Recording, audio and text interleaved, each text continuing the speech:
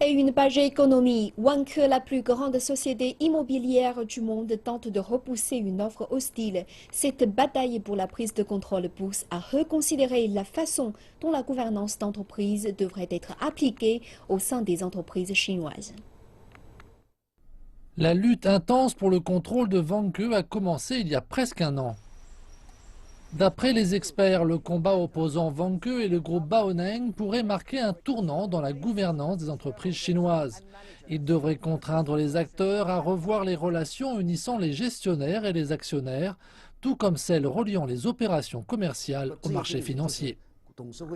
Bien que Wang She fût un gestionnaire ayant dirigé avec succès Vanke, la façon de penser traditionnelle l'a placé comme le propriétaire.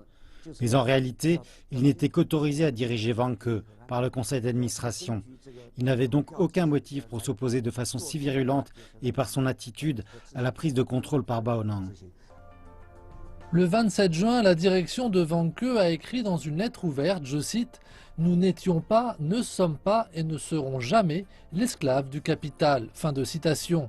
Mais cette offre est-elle vraiment négative? Aux États-Unis, un homme est connu pour être un raideur impitoyable en raison de ses nombreuses prises de contrôle hostiles. Il s'agit de Carl Icahn.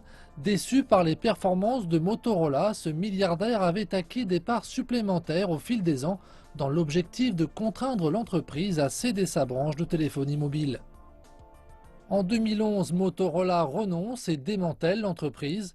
L'année suivante, Carl Icahn gagne un peu moins de 350 millions de dollars grâce au rachat par Google de la branche téléphonie de Motorola.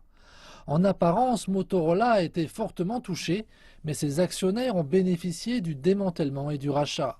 Pour le professeur Zhu, cette nouvelle école de pensée devrait être intégrée aux opérations commerciales en Chine. Cette lutte est un conflit d'intérêts. L'objectif d'une entreprise est de maximiser les dividendes des actionnaires.